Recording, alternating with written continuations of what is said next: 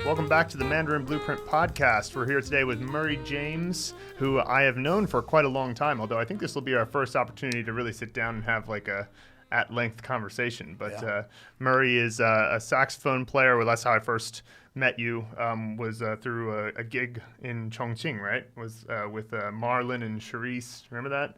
I don't remember the particular gig, but I'm sure we met at in some musical situation somewhere. Yeah. And so you are one of the most accomplished musicians I've ever come across in Chengdu, and you also have excellent Chinese. And we saw that you were on Chinese forums as well a few weeks ago. So we talked to you about maybe coming on the podcast, and we were able to make it work. So welcome. Thank you. Glad to be here, Phil. Thanks for having me.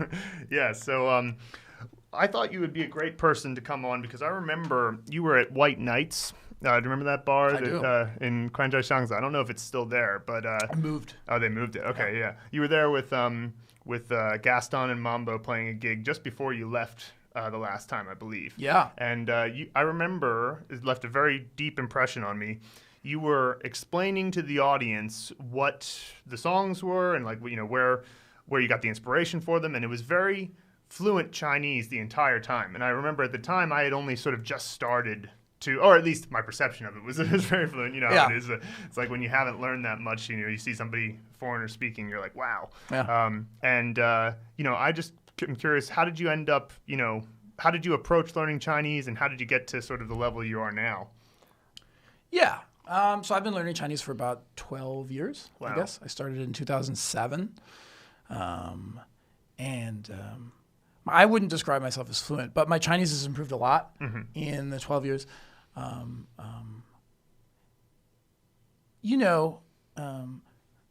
do you define fluent? I don't really think. The thing is, I hear so many Chinese language learners using the word fluent in a way that I think is like useless or dishonest. Mm-hmm. Okay, sure. By that I mean sometimes people say that they're fluent and they're clearly not. Okay. So I tend to think about proficiency, having an ability to express anything that I want to express, being able to do things in and with the language. So I read a lot in Chinese. Yeah. It really helps with it's incredible. The words coming to your mind fast enough, And when I first started learning Chinese, my Chinese was really awful, and I couldn't read, anything. And I was living in China, and nobody understood me. It was a very humbling experience.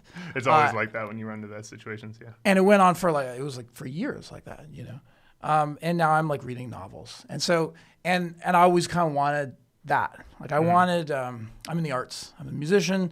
But I'm also interested in literature and I wanted to be able to use Chinese in ways that that I could engage with as a whole person. So I was just reading, really opened that up for me. I tend to think about proficiency rather than fluency. But yeah, so I started in 2007. Oh, and in the music thing, right? So I'm a saxophonist and a composer, bandleader, music educator. And to be able to use Chinese to teach music, I used to teach at the Sichuan Conservatory of Music in China, and that was all in Chinese.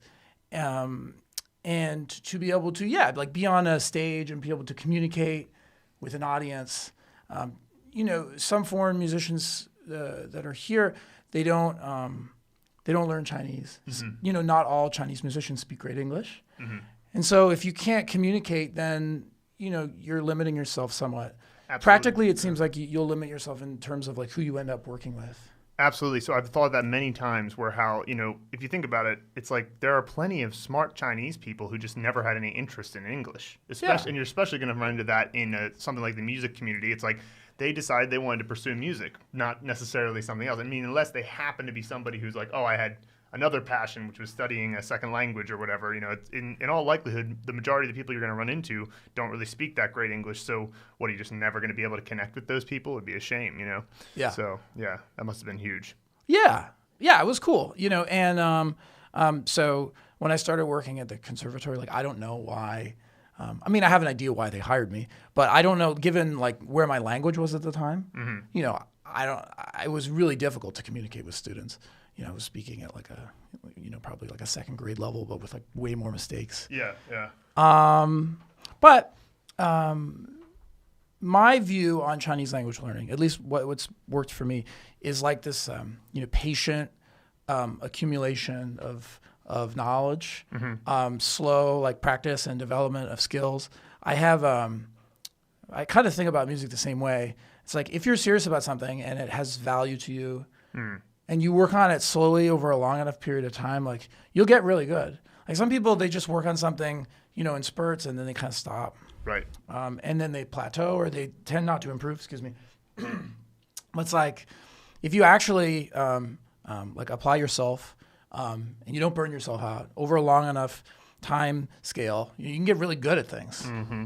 And so that's something that's worked for me. Yeah, I think that the whole idea of shedding is a musical term for practicing, and that whole idea really rubbed off on me when I started learning Chinese. I was just sort of, my main thing was there has to be a point in the day where I always start doing something in Chinese. And usually when you start something, you end up going a bit further than, maybe you originally planned, because you get in the flow of it. And, I tell people all the time, it's like, don't worry about finishing, because, is there ever really an end? Probably not. Like there's always new things that you need to learn. I'm still learning English. So it's not, don't think about the finish line. Think about just start this little thing that you're doing here. And you might only do it for 2 minutes, but that's, way better than doing it for 0. So, start as much as you can. And then it was because of those years of practicing drums, where that was my main thing, that I kind of was able to get that in my head. And that's the bit of advice we always give to people who are starting off. And if they fall off the wagon of studying, like they miss some days or whatever, just draw a line and start again. Just next day. Yeah. Whatever you need to do to build the habit. I always do it with my coffee in the morning or whatever. Yeah. So that totally works. So was there any kind of methodology that you used, or was it very eclectic? Or I'm happy to talk about that. But first, let me just say, I'm thinking of something based on what you just said. I think it's also worth like interrogating your reasons for learning Chinese.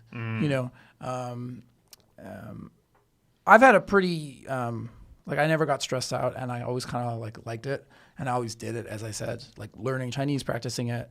I used to listen to tapes and do other things that I'll talk about in a second. But if you just, I kind of always knew what I was about. Like I never was interested in learning Mandarin for some some transactional reasons. I never thought it would make me rich. Yeah. It has helped me, in my career. It's opened up some pretty cool opportunities. It's more like you found that out later. Yeah, it was a when you can do more things with a language, then interesting stuff will happen to you. Right, sure. But I never thought I was always kind of clear on that, and I knew people that they either think that learning Chinese is super easy, or they get frustrated with their inability to communicate with real people, and the fact that when you start speaking, other people can't understand you. There's a huge, pretty steep learning curve to getting to start reading, and people get kind of discouraged and stop. But if you take a somewhat longer view, and what you're learning Chinese for, then my suspicion is you can last a lot longer without burning out. It seems to me like a lot of people get to an elementary level or lower intermediate level. I'm talking about foreigners living in China, and then they just never get beyond that point. Yeah, that does happen a lot. I've seen that quite a lot, because it's called the intermediate plateau, because you tend to stay at an intermediate, because there's a big, you get the foundational stuff done, and you can actually get the foundational stuff done, maybe sooner than you might think, like getting the basic, most frequent 500 characters or something like that, and then you get the most frequent 1,000 words, and that will actually allow you to communicate in a lot of different situations. But there's a big gap between that and feeling like you can communicate without any sort of barriers at all. And so because you need to accumulate a lot of vocabulary, and the vocabulary that's right for this situation or right for this person or the emotional context, or all that stuff is kind of, you can't really in my experience, the only way you can acquire that stuff is just continuously sort of immersing yourself in the language and inputting things that you understand, whether that's movies or reading a lot. I love the reading helps me a lot with that sort of emotional context, the 感情色彩. And, what I found is that over that period of time, what took me the longest to sort of grasp was that it was actually changing the way I was thinking. Learning this way. And so this is something I'm really curious to hear what you think about, having, studied for many years. What do you think are the advantages to how this particular language and how it's structured? The advantages are to how it helps you think, or even how it helps you think musically. Could be, I don't know if you have thoughts about that, but even just how you think in general. Have you made any note of how it's affected that at all? It's kind of a broad question. Living in China and studying Chinese for a long time, investing as much time into it as I have, it has had effects. Exactly what are they? I don't know. I mean, there's something about, getting deep in a world that is not your own world, that pushes you in a variety of ways, just as a person, there's this, it's like, I guess it makes you more empathetic, but not necessarily. I think it has for me, but I know some people who speak good Chinese who are not empathetic.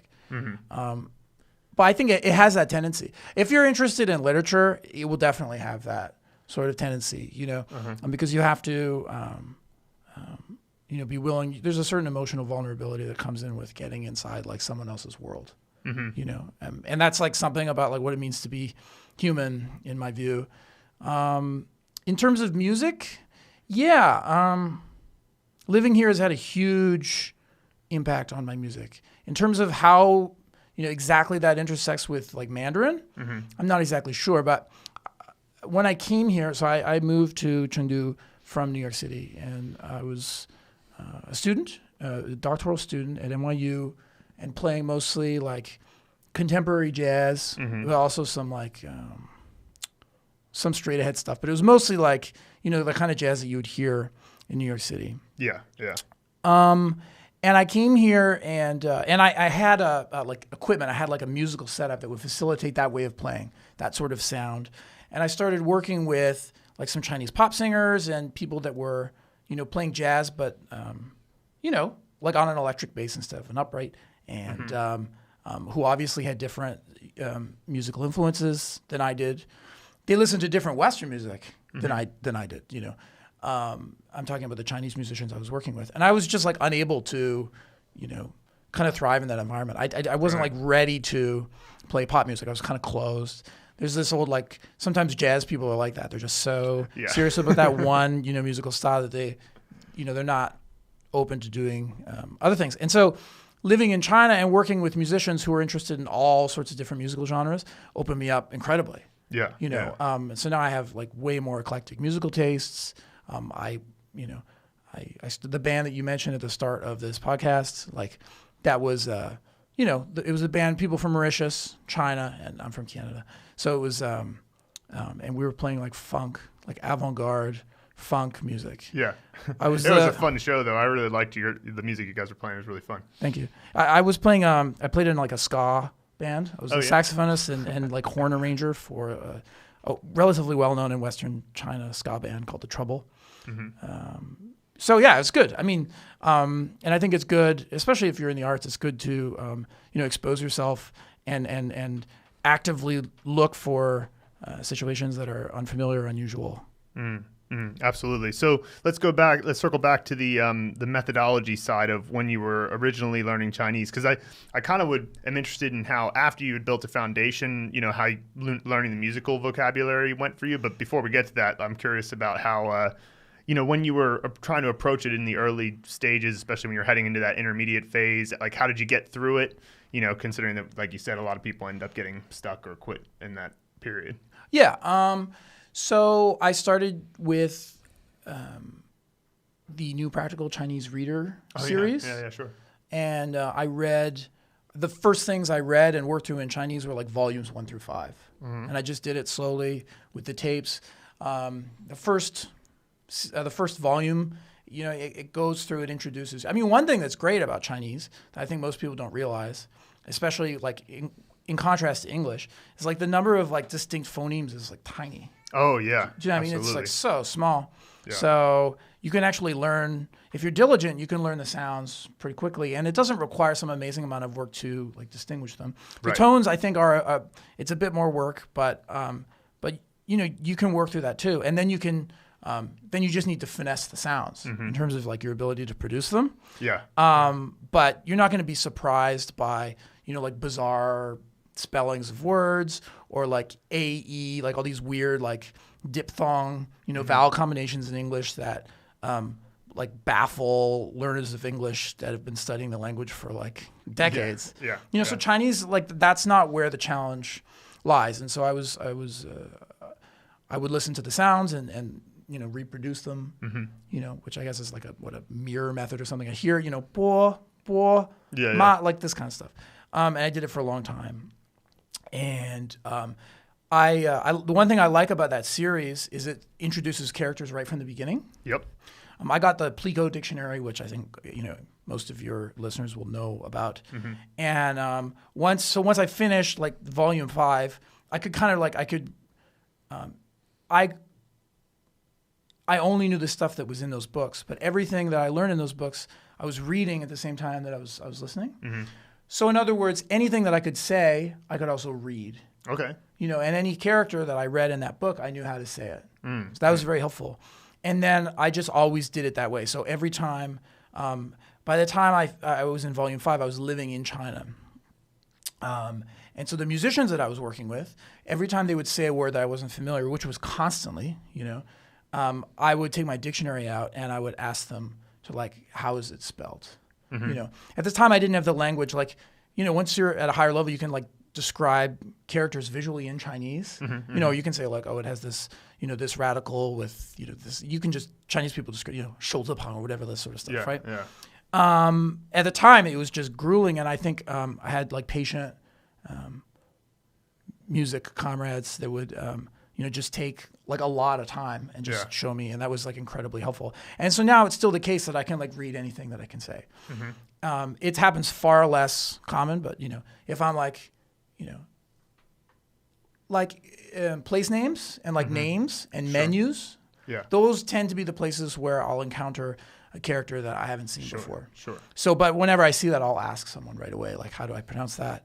And the reverse is true. So if somebody says a word that I don't know, I'll say like, this is the character, and then they'll be like, yeah, that's it. And then so after those 5 books, I was interested in like reading, stuff actually in Chinese, like for Chinese speakers, but my language wasn't ready. So I did, Chinese Pod for a while, which was like really big. Like back then it was like 2009 or something. So it was really big. And I was friends, I am friends with John Paston, who was like their academic director. And Mandarin Companion, their stuff that they do with that is great. Have you seen Mandarin Companion before? It's John Paston and his partner. Oh yeah. Yeah. He's doing some really cool things. Yeah, great stuff. Anyway, start going. And then I started listening to Pao Zhongwen, like the pop-up Chinese, because their sensibilities were like, they're just really funny. Yeah, they're funny. Yeah, I remember that. Brendan O'Kane, who, by the way, if you're going to talk about like fluency in Chinese, he's probably like as close to any one foreigner that I've seen. He's a huge literature guy. Like his whole background is in like literature and translation. Makes sense. I was just so impressed. He was like, he not only had read but could talk about, Hong Lu Meng, like these books. He could just talk about them, to Chinese people in Chinese and like offer his thoughts of their literary quality and like translation issues and stuff. And I was like, oh, holy moly! Like this is awesome, you know. And I'm not that deep into it. Well, that explains to me why you have such a high standard for fluency. Oh yeah, that's right. Yeah, I mean, that's what it's about, So I know people who, I'm friends with people whose Chinese is like way better than mine, and so it's like a humbling thing, and I'll just keep trucking away, and and work at it. So I did that. I did that for a while. It's also super funny. Those podcasts were hilarious. Yeah. I a number of them I remember still just because they were so funny. Yeah. Yeah, dude, they're awesome.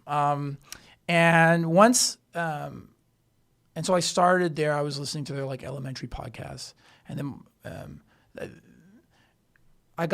my Chinese improved a lot. At the time, I was also living in China, so I was speaking Chinese every day. Around 2011, 12, I started working at the Sichuan Conservatory, and my whole like world was just like only Chinese, right? So except for like people like you, like foreigners that I was working with who were mostly musicians, you know, and when I would play in like different venues, like in bars or something like that, there would be foreigners there, and you know, I would talk to them.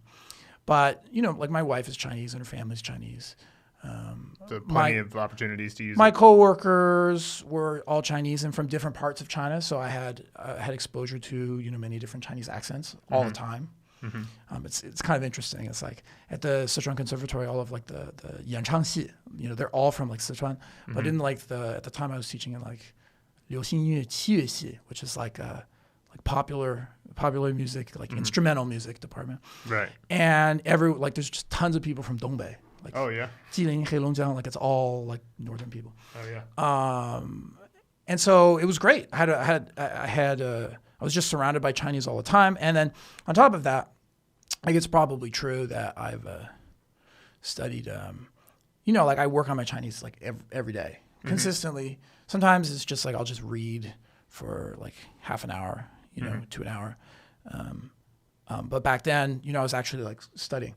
One other thing that I did is before I started working at the conservatory, I knew that I cared about music. I wanted to be able to use music in Chinese. So I started reading like Wikipedia and like Baidu Baike, like articles in Chinese about music. So for instance, my background is in like jazz music, right? So I would just read the Wikipedia article on jazz in Chinese, and I have to go through it really slow because like it has all sorts of words I didn't know, and that was hard.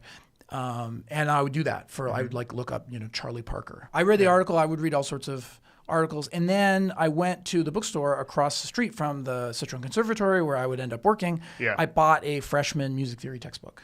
Oh, good idea. Yeah. So I actually have my background. I'm a saxophonist composer, but my background actually originally was in like classical music theory, and music analysis is something that interests me a lot. It's a great way to start. You know, even if you go to any direction with music, if you have that solid foundation in classical theory. So I started reading what I read a freshman textbook, and then it's a subject that I know really well. So I wasn't learning anything new in terms of like knowledge, but I'm learning like all of the terminology. It's so easy to make the connections when you know the material. We tell people all the time about that type of stuff because we'll say buy your favorite book as a child in Chinese because you'll be fine with how difficult it is because you know the source material and you like the source material. It's not even just know. Sometimes it's also you're already gripped by it. You know that because obviously you found it interesting when you were younger. Yeah. And so even though, it's not teaching you anything new right now in this very moment, it's like, it's gives you the opportunity to make your Chinese a lot better very quickly. Oh, yeah. Another thing is like when you start doing this, you learn... You take for granted like how many words you actually know in your native language, but once you get into it, take something like a music staff, right? And there are just so many words to describe, like even for like a single note on the page, right? So there's terminology for like the length of the note, right? So eighth notes, quarter notes, or whatever. There is like a note stem, there are note flags, there's note heads, right? There's different terminology for like how they're beamed together, you know, and we're just talking about like notes. We haven't even talked about, all of the other words related to music notation. There's, dozens, hundreds, and every single one of those words has a corresponding Chinese word. Sure. Do you know what I mean? So there's like just like a lot to learn. But did you find, I'm curious if you found this, I did a brief foray into some basic rhythmical vocabulary. I've already probably forgotten some of it because I haven't had to use it recently. But what I found was it was, like many things in Chinese, very logical. Like what they came up with as the words to correspond. And so I find that makes it really quick to learn. I mean, obviously the precondition is that you know the characters. But if you're familiar with the characters, it's usually like, well, of course that's what a measure is, or In some ways, it's more logical than so.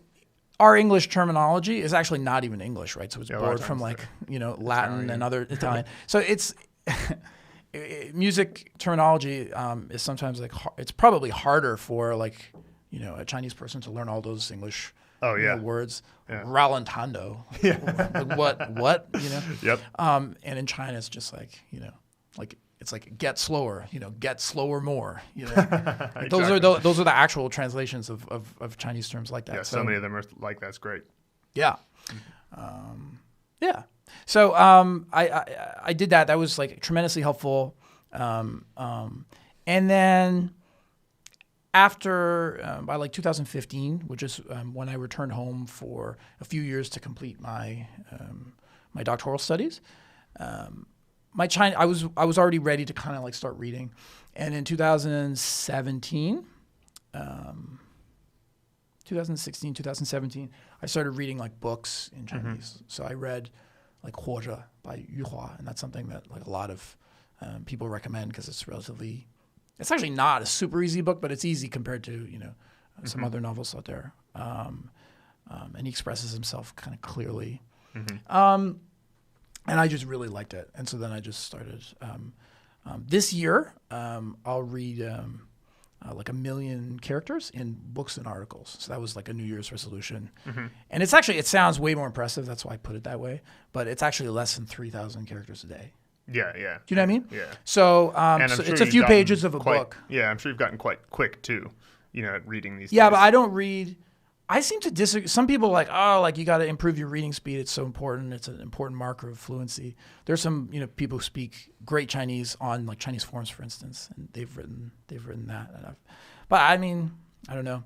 I'm kind of maybe because of my musical background, I'm an oral, like AURAL reader. Yeah. I really like to sound things out in my head, even in English. Me too. Actually. Yeah. And I'm also like it slows you down, but I can't help it. Yeah. I'm also like a dilettante writer, and I love to write. Short things. And I'm just constantly fascinated with the more musical qualities of language. So like the rhythm of language, I like alliteration and assonance and playing with like the sound of things together. And my Chinese is to the point now where I'm starting to like pick up on these sorts of things in some writers sometimes, and I find that just tremendously interesting. So I'll often like sound things out in my inner ear when I'm reading. Sometimes I'll actually read, I'll actually read things out loud, like quietly, sure, to myself. And I guess that's supposed to like impact reading speed. It does impact reading speed. But I prefer to read that way. So I just try it sometimes, like with the reading faster, because what you described, like sort of audiating in your head what it is that you're reading on the page. Yeah. I've always done that with English. I've always done that. I do it with Chinese as well. But the thing is, with Chinese, I find that it's actually possible for me to try to chunk things together quickly, like they say with the speed readers. What they'll do, they'll kind of chunk things together and try to get. So I guess they get the gist. I don't really understand how speed reading in English works, but I do know that because Chinese is a bit, considerably more visual than English, I can spot the patterns more quickly, and I can have better comprehension if I try to go through a page more quickly. But it's still not as good as if I, take my time with it and audiate everything, but still, yeah. Yeah, I mean, it's actually possible though. In English, I can't do it. I'm also like, so my like my computer, my phone, like everything is in Chinese, right? So I another thing that might be helpful for your listeners, that certainly was helpful for me, is just like increase the frequency of your contact with the language. Yeah. So just have Chinese like come up around you, you'll see it. Yeah, it's all about your environment. It's your environment. Yeah. There was this this Chinese guy with this website called like all Japanese all the time or something like that. Yeah, His name Katsumoto. Yeah. And so he's an American guy. Was he an American guy? Yeah. He was born in Kenya, but he was born and raised in raised in America. I read some of his articles, and I found it interesting. I like the idea of just like increasing your frequency of the contact with the language, having your environment like support what it is that you're trying to do. Yeah. And I found that to I don't live all Mandarin all the time. Like I have things that I want to do and need to do in English. But I do like care about this thing too. So I encounter Chinese like as much as possible. Sure. As much as feasible, you know. You leave books lying around, so you're more likely to pick one up. You know, if you can have a speaker on in your house that's playing some like a Chinese podcast or something like that, just turn the volume down if it's bothering you or whatever. It's like there's lots of things you can do to increase the likelihood that you're going to come across Chinese naturally. Without having to put effort into it. You know. What I was going to say about my cell phone and like my Gmail and stuff being in Chinese. Yeah. So when I read those things, or if I'm reading something like, that I don't really care about, I'll just read it quickly because I'm trying to, I'm reading that in some like instrumental way, but literature is like not like that. I guess you can read novels quickly. There are people who do, but especially if it's like a good novel, I kind of want to like take time with it. It's like a friend.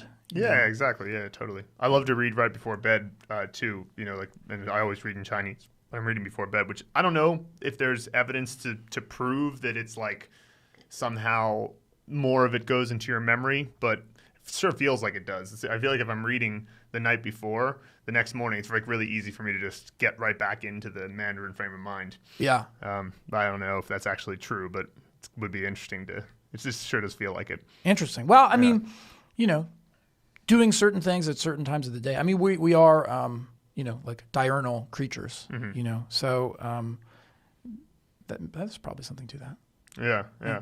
So tell me a bit more about how, when you started to teach in Chinese, how was that experience? Or, because obviously you said you felt that your Chinese wasn't at a good enough level, but then when you went to the conservatory the first time, but then you had to teach in Chinese. So what was that like in terms of sort of, I guess it's kind of a sink or swim situation where you got to communicate. So what was that experience like? Do you think it helped you, or do you think in some ways, I could see how maybe it's like, oh, I don't know this stuff, so I'm going to end up making stuff up and maybe building bad habits. But what did you find? Yeah, they were pretty good to me. I mean, they wanted, I have some knowledge and skills in music, and they brought me in specifically for that reason and not for my Chinese language level. I think they could also see that I, cared about, and they were probably encouraged by the fact that my Chinese improved a lot in the 4 years that I was teaching there. It's really, it's humbling. It's really frustrating when you have something that you want to say and you can't say it. And that was a regular occurrence, not just at the conservatory, but like living in China generally. Yeah, sure. The thing that bothers me now is like, I can express myself way better in English than Chinese. And so I want maybe like a future goal, like a 10-year goal or something, is to just get better in ways that make it easier for me to communicate like the things that I actually care about and am thinking. I want, to increase like my range of, what's possible for me to express, I suppose. I care a lot about that because, I like to have, conversations with interesting people, and I'm limited. I'm limited in Mandarin with the things that I can say. There's some things that I can say, but only simply, where I could express myself like far freer in English. And so that's limiting. Yeah.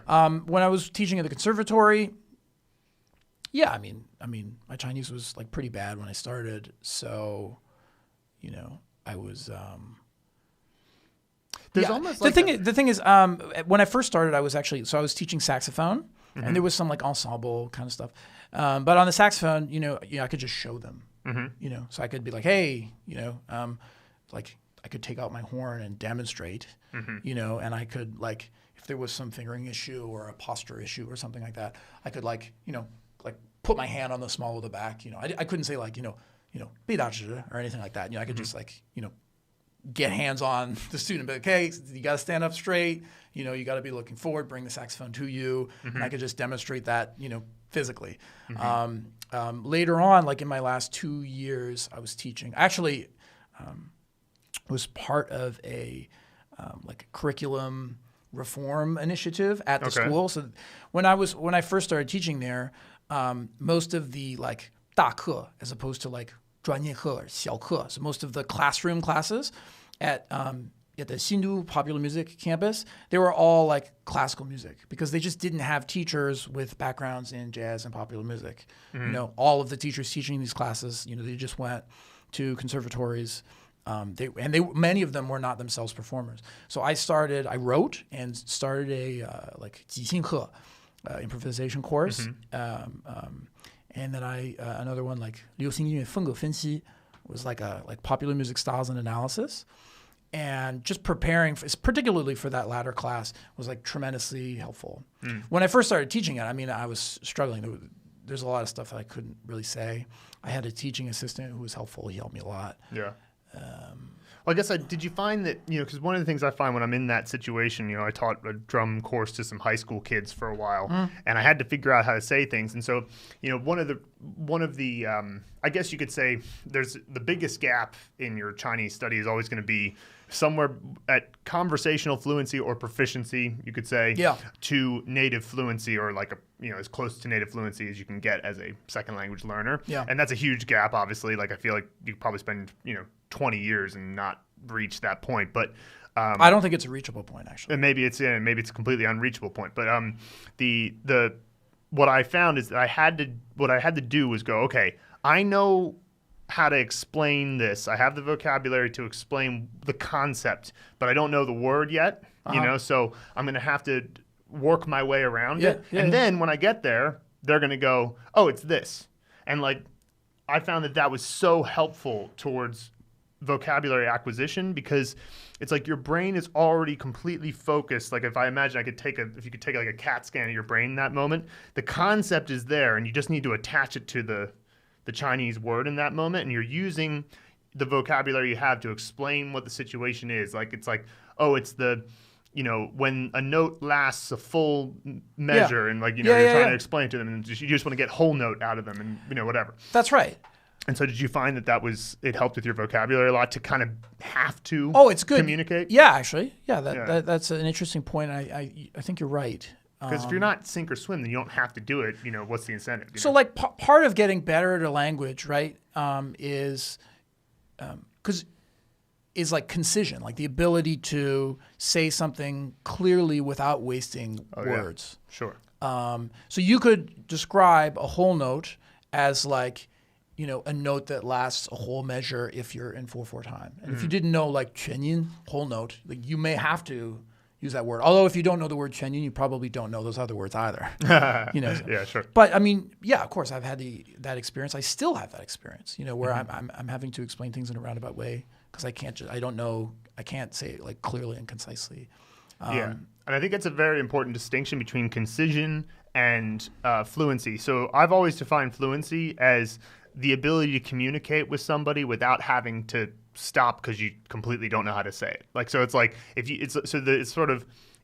know how to say, oh, it's the cold box in the kitchen that keeps food cold. Yeah, right. You've succeeded in not had to stop in communicating the idea. And then they're like, oh yeah, that's a 冰箱. And then you're like, okay, cool, I got it now. And then now you'll be more concise in the future. Yeah. But I still consider it fluency in the sense that you don't have to stop or be, I don't even know how to describe that. I don't have the vocabulary to even describe what this is. So I don't know. Chinese is an interesting language. Sometimes you can if you don't know the word, you can just describe what it is. And then it turns out that that's the actual word. That's happened to me a couple of times. Yeah, I could see that. That totally is the case. That's why Chinese so much of the time, when I did my little TED Talk, I talked about this with Chinese. I said it's like they're giving you advertisements for conceptual frameworks in the word. Yeah. So many words are just like, 美学. You look at that and you go, okay, well, it must be the study of beauty. Whereas you look at English aesthetics, you're like, well, unless you have some etymological linguistic knowledge, you can't just look at the word and know what it means. So, Yeah, I'm not smart enough to parse this out, but I'm interested in the differences between language. I think I like English too. I care about English a lot. I like reading and thinking about English and expressing things in English. And I love there's just so many possibilities. There's so many words, which again is, for the amount of grammatical exceptions and idioms and words is a huge stumbling block for Chinese people that speak English already at a high level. Right. So my wife, her English is better than my Chinese. And yet, she struggles with certain things in certain ways. Like she uses English like fine, easily, and impressively, But there's just so many words, Yeah, and so many source languages, so the words sometimes don't have any relation to each other. And I think that's one of the most interesting and like beautiful things about the English language. I like that there's so many options. Might be the best language for comedy. Yeah, that's interesting. I think you're right. But my impression of Chinese, I'm not obviously a native speaker, but that while there are a lot of words, and I'm going to need to learn them if I want to achieve my long-term goal of concision and being able to express a greater amount of things. My feeling is that the language is just not like built that way. It's not used in that particular way.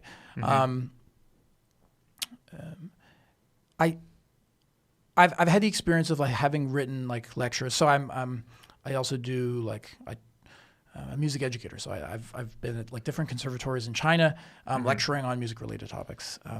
Just the last couple of days, I was at the Sichuan Conservatory, my former place of work. They had like some jazz week, and so I was lecturing on like the recent development and near future of jazz music education in China. And so I wrote my lecture in English.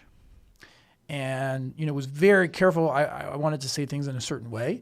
So, I wrote it a certain way. And then I translated it into Chinese. I had some help. And then when I was looking at it, like the sentences were like grammatically correct, and it was translated correctly, But reading them, because of my experience in Chinese, I knew that it was like a Chinese person probably wouldn't express this thought in this way. Translation is one of the most, it's so interesting how difficult translation is. Because when you're doing it, you're like, well, but this is not really how we would say it in English or Chinese. Like if you're translating from Chinese to English, it's like so many times I'm like, I know exactly what this means, but it's like taking the raw thought and putting that into English. Sometimes it's like, it definitely doesn't directly translate. If you directly translated it, it's completely different. And so you have to go, okay, well, what does this really mean? And then think of it. It's quite tough. Like I noticed, especially with like for instance, an expression, like logical expressions, like if you're describing, you wanted to put an emphasis in a certain place, you're saying like the object, which, or there are different ways of putting a sentence in English or Chinese or probably any language where you can put focus on certain words depending on, word order, but also, there's other words that can add extra emphasis in certain places. Even like, and this is something I think about, even like, the one's use of punctuation, the length of sentences, how you cut them up. I mean, these things all actually matter. If you're getting like deep into, like if you're trying to express yourself, certain meanings in a very precise way or in an artistic way, or, these things actually matter. And my sense of things is that in Chinese, the way that works in practice, is not the same as in English, and I've had, the experience many times of like when I read something, like an update about like new terms of service for like Facebook or some stupid thing, right? I can when I'm reading the Chinese, I can actually see that it was translated from English. I can tell by the way that it's written, that this is a document, that was in English and has been translated Chinese rather than something that was like written in Chinese. Right. Yeah. There's definitely. By the way, it's pretty cool that I have like that ability, right? So just saying that, it's like, oh wow, that's cool that I can. I have the feeling for that, which is, it's encouraging. It's good Well, to. that's kind of one of those. It's like a breakthrough. It's like, well, sort of. It's because so much of language acquisition is unconscious. You know what I mean? So when these moments when you go, oh, I did something that I couldn't do before, and I've consciously taken note of it. It's kind of like important to recognize those moments. Yeah. One thing, I would say for listeners or for people that are getting started, I've already said it's worth considering why you're learning Chinese. For me, like maybe I didn't have this idea at first. I just kind of thought it was cool, and it was hard. So I was like, oh, this is challenging. Like, let's do this. My wife was then my girlfriend. So that was the immediate impetus for me starting to learn Chinese. We started dating, and I was like, why not? I'll learn to say a few things. And then I just was, from that point until today, like I was just always studying a bit every day. And so that I think I just lost my train of thought. But you were saying like you brought up originally that the what's your motivation for learning Chinese? Oh, Being yeah. clear about that, and then Yeah. And if you're learning Chinese for, again, I mean, there's a lot of, if you want to do like, you want to like, China's super important. So, learn Chinese, and then, it's going to help your business or something. First of all, I don't actually know that that's true. I've heard from some people that, because as I've said that, people that are operating at a high level, have translators and people work. Go ahead. People that are like working in business at a high level, like have people specifically around them who are like handling all of the linguistic difficulties. Oh yeah. And I've actually heard, and I think this is probably true, that like people who get like really deep into Chinese, because of the empathy thing, like you actually start to empathize with the other side. It actually might be like a downside in negotiations. Yeah. Well, it depends on the negotiation, I suppose. But I can see that point. Although, ultimately, though, the reason why I think it helps, I think it would be a good thing for your business is that there are so many things that just come down to sort of a conceptual miscommunication, not necessarily a language miscommunication. And so if you can clarify in the language, because I clarify all the time when I'm doing business with Chinese people. I'm like constantly, because I'm just like, well, I'm probably misinterpreting this. Like it seems obvious, but if there's any doubt in my mind, I clarify.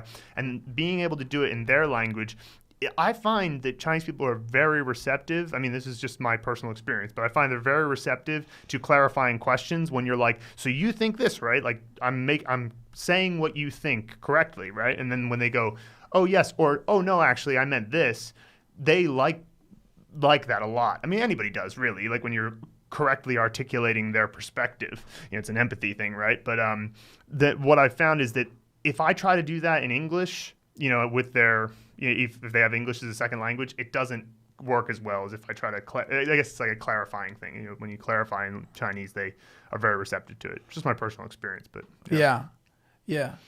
Which the original negotiation, sure, maybe it's good sometimes to be able to just go like, well, this is what I think, and say it in English, and then count the translator, and then. Well, no, I wasn't thinking about like people who like I'm talking about like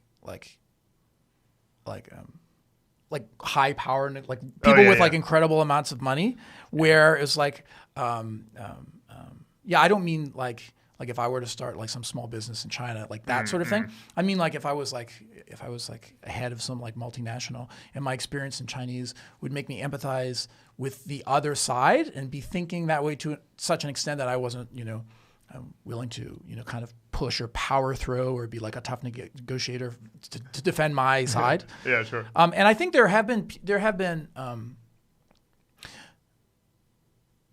I think foreigners have a tendency to like overestimate their Chinese level. Mm-hmm. So it's good actually to be humble. Yeah.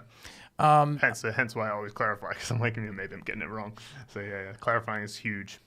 Yeah. And I would recommend that to anybody in any situation, really. Anytime you're not sure, just go, you mean this, right? And then just laugh at yourself too. Like you're just like, oh, I'm not sure. What do you mean? You mean this, right? Yeah, I mean, I mentioned that I had friends around, so when I was learning Chinese, I was like constantly asking them like, hey, how do you write this? What's the right way to say this? And yeah, I would agree. Like I found that people have been just incredibly receptive. There's no one that's saying when I'm asking questions like, don't ask me that question. I don't have time for you. Like, strangers on the street, actually, they've been I notice a lot when I first started, like every bus stop, the name of every bus stop or any street or any subway stop, like these are all potential language learning opportunities, and often they have characters that you're not going to see elsewhere. Yep. And so ask people, hey, well, what is this? In a restaurant, ask like the person sitting next to me. I mean, don't be obnoxious about it. I wasn't. Yeah, of course. But I was curious But you have to not take yourself too seriously, because if you think like, I'm good at Chinese, I don't need like you can. And I say that as having felt it before at certain times. Like, oh, I'm good at Chinese, so I don't need to. It's like you always have to like. I play a mental game with myself where I just go like, just act like you don't know anything again, like beginner's mind, right? Like always just go, yeah, okay, now you don't know what this thing is precisely. Just ask about it and then kind of go like, oh, I'm the foreigner. I don't really know Chinese very well. So what's this about? And, like just kind of laugh at yourself. That's the right mentality for A, staying relaxed, and B, like, not putting, because you don't put pressure on yourself that way. Yeah, I don't want to say anything like essentialist, and so obviously this won't be true about anybody. But I have the sense that, at least based on my experiences, hopefully I've qualified this enough, but Chinese people take pride in their language. They also take a certain kind of pride in like the difficulty of their language and the difficulty for like other people from other backgrounds to learn it. Again, it's a generalization, but it's been my impression. At the same time, the other side of that is that if you are making like an effort to learn the language and you actually care, and you're I'm curious by disposition, but if you have that kind of like curiosity and you ask questions, Chinese people tend to like that. They're not going to turn you away. They're like, oh, cool, Yeah. That's the flip side of that coin. And there's also a lot of foreigners like living in China who don't care and obviously don't care, and I think the arrogance there sometimes that comes out. I've seen it before. Again, I'm not generalizing about all foreigners. Actually, most foreigners don't do this, but you've seen it before where somebody thinks, it's like they think that Chinese people don't have an opinion about them not, putting in any effort, or like, it's just sort of like, maybe it's not a fully articulated thought, but for me, it's almost like, it's like they just live here and they don't try to learn the language, and they just kind of, it seems disrespectful to me in some way, and so I think they assume that Chinese people just don't have any thoughts about it or whatever. They're just like, whatever, because Chinese people are not very expressive usually. It's kind of like as a generalization, but I don't think I agree with that.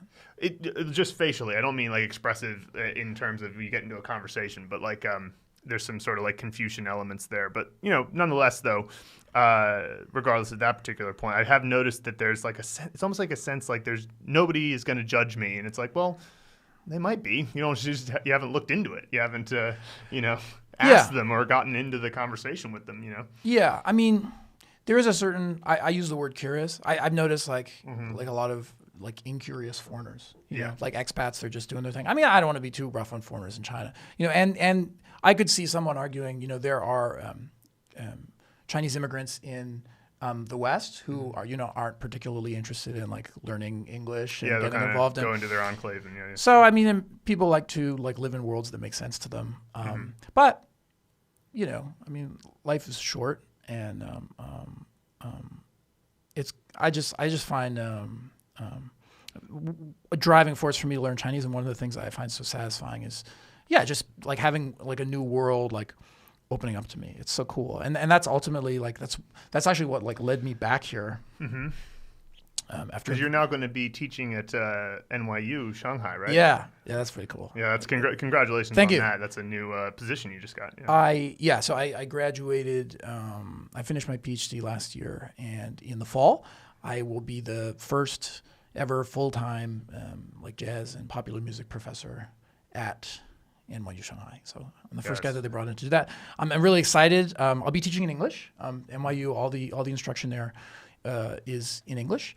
But I think my experience in music education in China and my understanding of Chinese, I think it's like totally help. Half of the students there are Chinese, and the other half are Chinese nationals, and then the other half are from all other countries. But there's also so there are some like Chinese American. So there are like people of non-Chinese nationalities with Chinese backgrounds. There are also students there, and I think my experience with the language and with music education in China will be a big asset. I'm really looking forward to starting there. Yeah, absolutely. And I just want to make a comment on something you said just before that about like sort of the things that you've learned through learning the language and, of course, spending time in this other culture. I know for me, it's almost like it feels so vast and almost like it could not possibly be articulated. All the changes in the way I think, the changes in perspectives I've had about the world, I certainly this is not a topic that is too big of a topic to go into today, but I should just a simple one. What is government has changed for me a lot just since living here. That's like one that you just can't help it. You're here and you're seeing how things run. You go, oh, okay, so I have some conceptions about things that are different, and things like how should a family operate, and how should you treat a stranger that you meet? Like, and I'm not saying that there are any solid answers that are in China, but there are at least frameworks that are built on this language that starts from not even Roman alphabet, right? It starts from like this bucket of meanings called characters, and they kind of go, what's this new thing? Okay, well, here's a new invented word, a drone, for example. Okay, well, it's definitely a machine. It's kind of like a feizi, so we'll have ji in there, and there's no people, so I guess we'll say wurenzi, right? And so they have to think about what it is and, pick from their bucket of various meanings that have evolved over, thousands of years.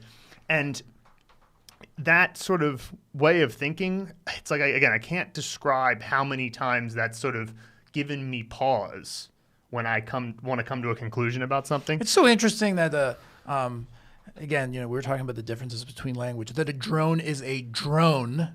Yeah. And a drone in Chinese is like a no-man machine. Yeah, right. Yeah. It's an example that, I think it exemplifies well the differences between the two languages. And an experience of like learning new Chinese words is like kind of like that. Yeah. For many words. Yeah, absolutely. Yeah. So that's it's really cool listening to what you have to say about your Chinese journey, especially because, you've been doing it for a lot longer than I have. I started learning in earnest in probably about 2013. Yeah. I guess probably around the time we met. Or no, a little after, right? Yeah, a little after, actually. Yeah, I didn't really, I think that one of the things that I did, and I'm curious to hear your opinion about this, was I took each individual character very seriously. Like, I kind of learned character by character more so than word by word, which I have found to be so far I found it to be very, very useful to have taken that approach, because like the fractal connections to one character are greater than the words. But you can tell me a bit more about your method. I'll just say I was looking at a character level, at least, especially at first. I think you kind of have to, because at least when you're first starting out, because like what is a character? Like, it's just this weird collection of like lines and curves, and it's like, well, how to make sense of this thing, and they're different from each other. Two characters are not written the same; they're written differently, and so it's worth kind of sussing out like how they're different and why they're different. Mm-hmm. And I did that when I was starting. I think the like learning character components, I did that and was paying attention. And of course, you notice the patterns where it's like, okay, this pattern, and this is a semantic component. So if you see this character, it's like, okay, this is probably an insect of some kind, or it's like this has something to do with speech. So that was like really helpful. And even now, like when I'm reading, when I'm reading novels, I'm constantly seeing new words, like all the time. Yeah, sure. But you can actually, you can kind of like, if you have a knowledge of characters and how characters are put together, you have some idea of like how it would be pronounced. You can usually guess, or what it means, even if you don't know the exact thing. So the experience of like a beginner Chinese learner is not like that, right? So the whole system is just opaque, and there's just this grind. And I just want to encourage like, maybe I'll say something for like Chinese learners.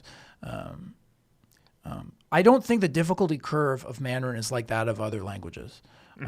I think that all of the hard work is like at the beginning. Yep. It's worth putting that time in. It's worth like learning to read, paying like close attention to the sounds.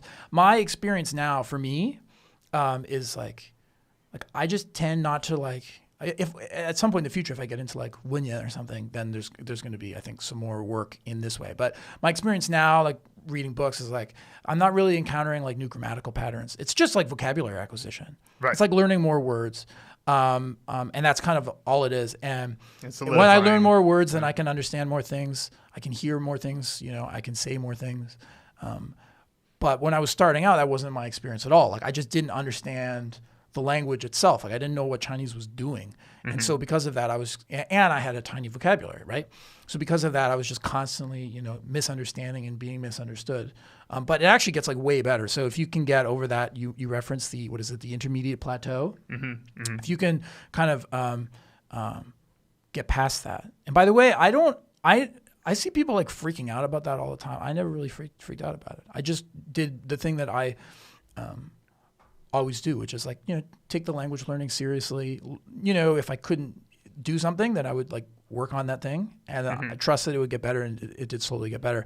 So, but for people who are like struggling with that, or struggling even to get to that intermediate plateau, I would encourage them to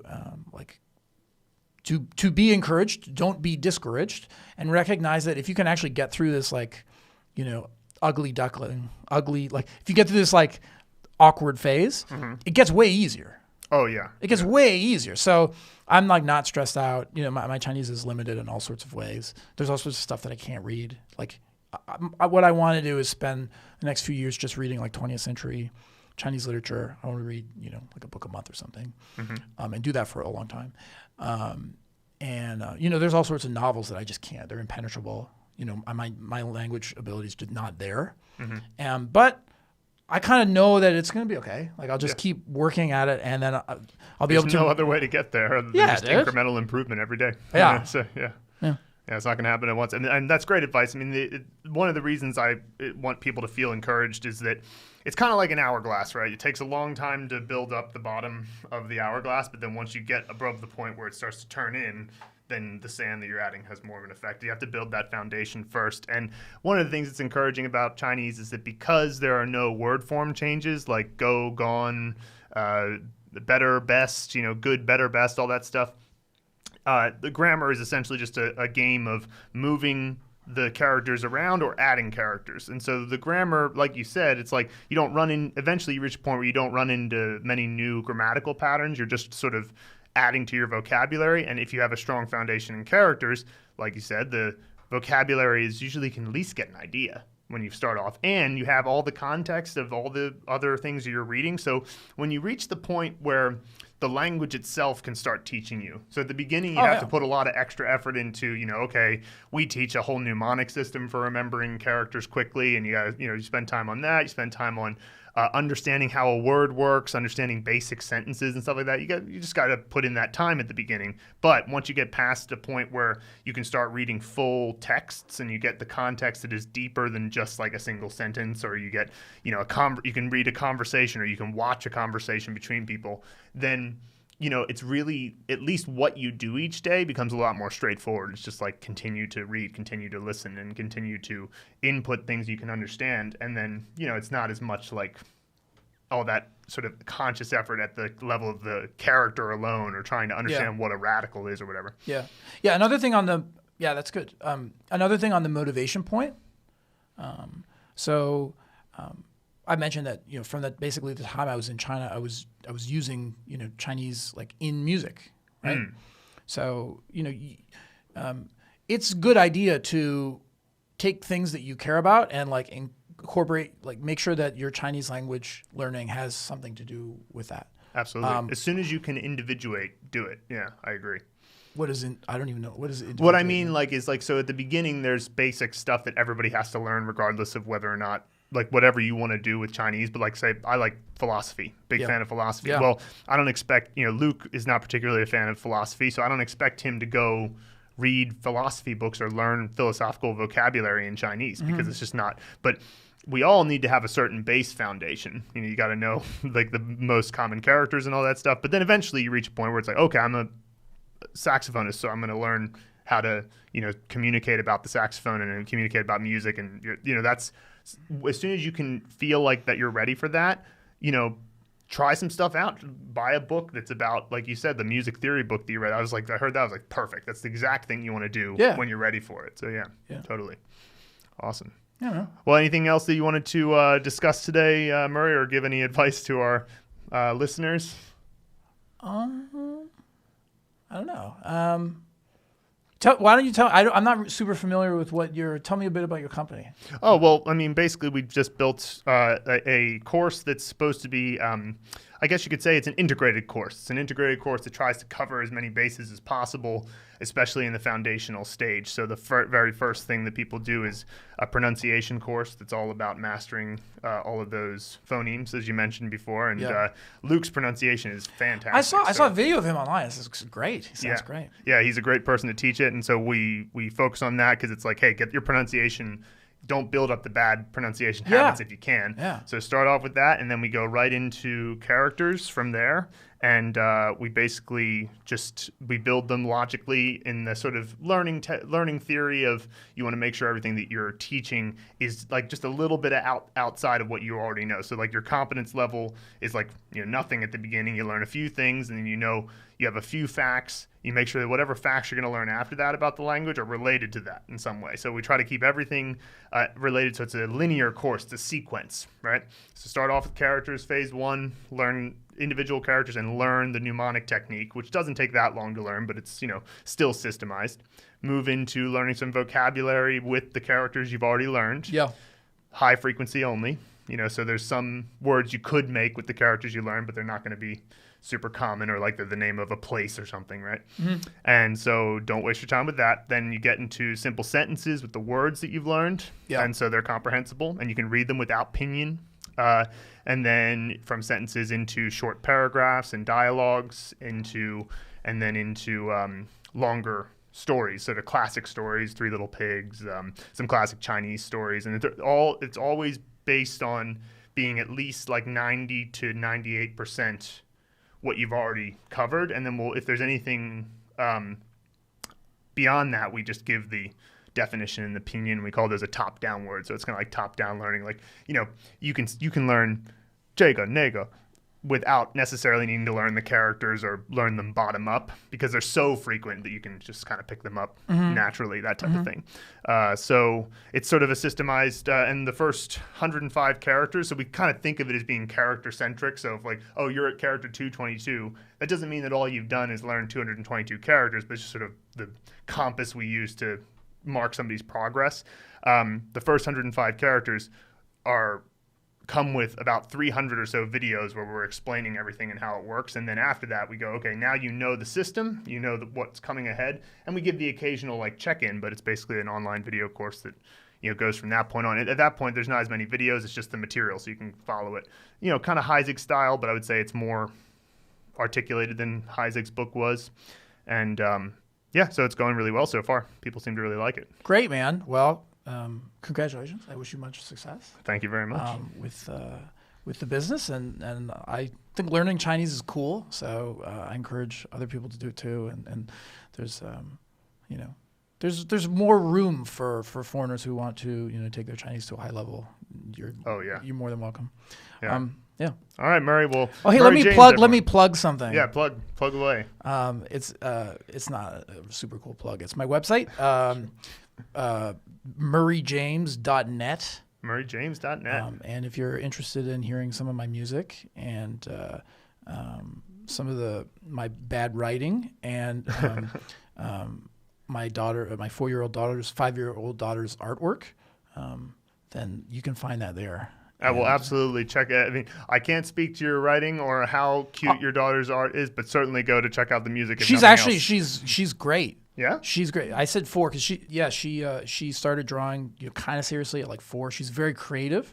Her technique is okay, but she's like very creative. And that's cool. She's going to be really good. And of course, because I have an arts background, so I'm doing everything that I can to encourage her in that. And excellent. Yeah, that's great. Well, Murray James, everyone, and if you'd like to share this podcast, you can always do that. And of course, mandarinblueprint.com if you'd like to sign up for the course. If you're not already there, what are you doing? Go sign up. Free trial, no problem. So anyway, we'll see you very soon, and thanks for listening. All right, thank you.